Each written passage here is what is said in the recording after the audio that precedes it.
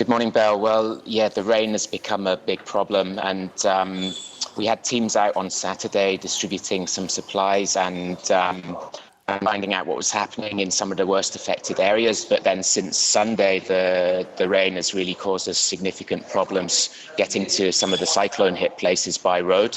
And as a result of the rain, we've also found that a lot of the helicopters, the limited number that are available, cannot fly because of the weather. So it's really causing a lot of logistical problems. And we knew we faced a race against time when the cyclone happened, and this is really causing us significant difficulties getting the job done.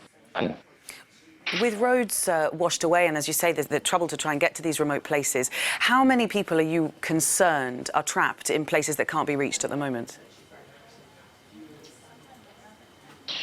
It's very difficult to say, and we've got some islands off the coast where it was like a bulldozer had mowed down towns and villages.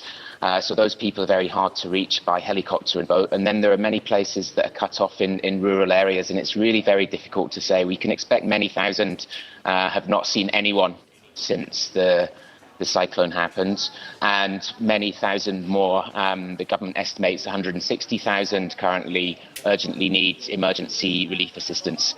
The additional thing is that we found on Saturday, when we started to visit some of these areas, people were just in shock.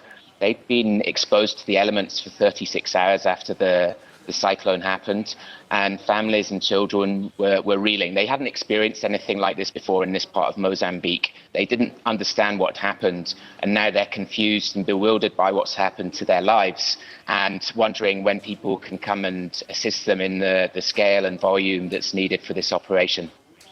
And of course, it's not just Cyclone Kenneth that they've had to deal with, that they're reeling from. It's also the previous Cyclone Idai, which was only a few weeks ago. How has that quick succession of cyclones affected your ability to respond in terms of the resources you have available?